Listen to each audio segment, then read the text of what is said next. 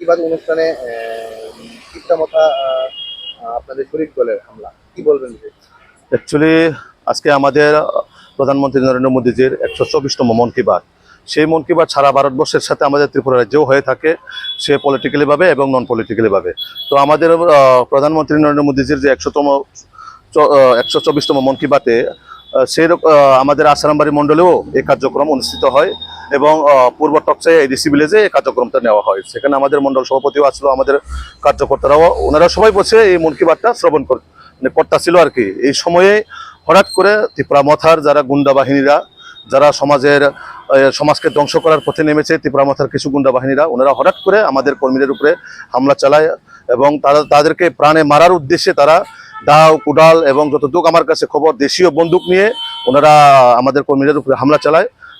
প্রায় 10-15টার মতন বাইক একদম তছনছ করে দিয়েছে এবং 2টা গাড়ি আমাদের মণ্ডল সভাপতির গাড়িও তছনছ করে দিয়েছে।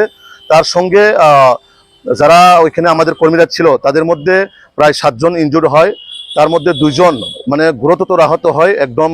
সেটা এখন আপাতত জীবিত রেফার করা হয়েছে আমার কাছে যতটুকু খবর, এবং সেটাকে আমাদের মাননীয় মুখ্যমন্ত্রী এবং আমাদের মাননীয় প্রধান সভাপতির কাছেও সেই বিষয়টা রিপোর্ট দিয়েছি আমরা, এবং তাদেরকে যাতে আইনের আওতায় আনা হয়, আমাদের তাদেরকে যাতে সুস্থ করা, মানে আমাদের যারা কর্মীরা আক্রমণ হয়েছে তাদেরকেও যাতে চিকিৎসা করা হয়, তার জন্য আমাদের মাননীয় মুখ্যমন্ত্রী এবং আমাদের মাননীয় প্রধান সভাপতি অলরেডি নির্দেশ দিয়েছে এবং আমরাও একটা রাজ্যের প্রতিনিধি দল এখন যাচ্ছি সবাই। তো যাওয়ার ফলে যা ওইখানে কি হয়েছে, কিভাবে হয়েছে, কার নেতৃত্বে হয়েছে, সেই রিপোর্টগুলো আমরা অবশ্যই আমাদের মুখ্যমন্ত্রীর কাছে প্রেরণ করব এবং আমাদের মাননীয় সভাপতির কাছেও প্রেরণ করব।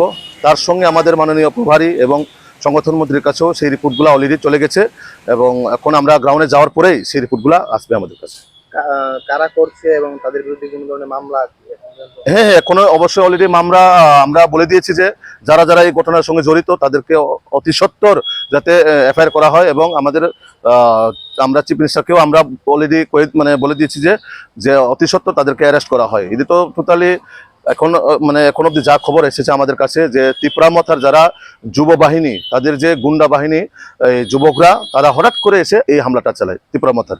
ত্রিপুরা মথা তো আপনাদের শরিক দল, এরপরেও কেন এই হামলা? মানে ওনাদের একটাই বক্তব্য যে এডিসি এলাকার মধ্যে কোনো নরেন্দ্র মোদীজির মন কি বাত কার্যক্রম হবে না। তারা আজকে স্লোগানের মধ্যে স্পষ্ট বলে দিয়েছে যে এডিসির মধ্যে কোনো প্রধানমন্ত্রী নরেন্দ্র মোদীজির মন কি বাত কোনো কার্যক্রম করা যাবে না। তো এটাই আমাদের এখন বোঝার বিষয় যে আমাদের সঙ্গে শরিক দল থাকা সত্ত্বেও কেন এরকমভাবে হামলা হুজ্জতি হয়েছে, কেন আমাদের কর্মীদের মারার উদ্দেশ্যে তাদের কিছু যুবকরা এসেছেন এবং হামলা করেছেন, এটা অবশ্যই আলোচনা হবে এবং সেটা আমরা অবশ্যই আমাদের মুখ্যমন্ত্রী এবং আমাদের সভাপতি ওনারা অবশ্যই এই বিষয়টাও আলোচনা